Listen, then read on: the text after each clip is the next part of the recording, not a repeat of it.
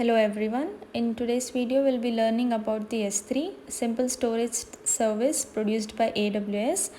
So we'll be creating a S3 buckets using this Boto3 library. Upload, read, write and download the files in and from this S3 bucket. Let's get started by first we'll go and create a user where we have to give this programmatic access. Let me do it. I have already created one user. I'll show you where to do it. You just go to this users and add users, where you can give your new username and then access key programmatic access, make it and then also you need to give this Amazon S3 full access. You need to make sure it's done. So then we'll go to this code. I have already written this, so I'll be explaining you. So let's go to this S3. Let me show you how it looks like, how we create the bucket and all. You just need to go to S3 and you have this create bucket option over here, where you can create a bucket and you can also like give the name, and also here you have this bucket versioning. You can enable it so that every time you make some changes in the file, the versions or all will be added in that. So here let's go to the code. You need to make sure you have all these necessary libraries imported. I have this access key and secret access key into this env. We'll be loading that and we'll be using that further. So importing the necessary libraries. S3 is Boto3 client. We are giving it as S3. Here in the Boto3.resource, I'm giving the service name as S3 and region I have specified as Mumbai AP South 1, and also your access key and secret access key. I have that in env file, which is generated while creating a user. So you need to make sure you have that. I'll be running it now. So let me run this. Okay, it's successfully done. Now we can print the previously created buckets which are present. As you can see, I have this test1, test2 and test3 buckets already present in my S3. As you can see over here, you can just cross check over here. Let me refresh it and show it for you. So test2, test3 are already present. Now we'll be creating one more bucket as Nausea test4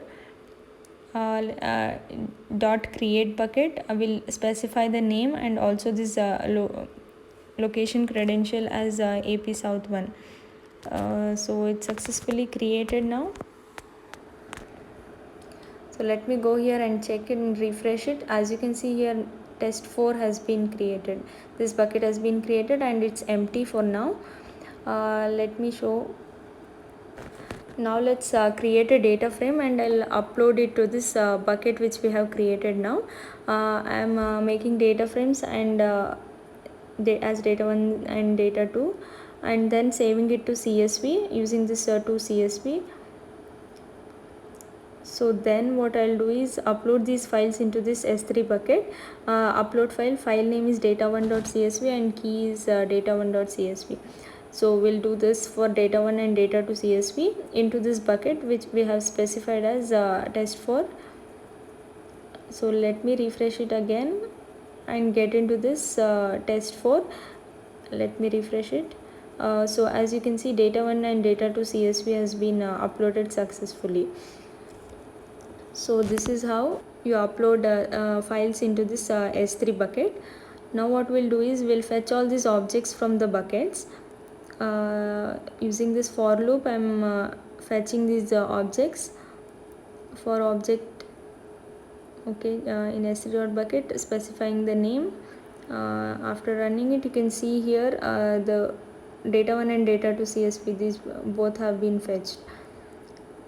Next what we'll do is, if in case you want to read the files from the bucket directly into this Python, s3.bucket, we give this bucket name and dot object of the CSV file name dot get. So we'll read this CSV my file 1. I'll run it.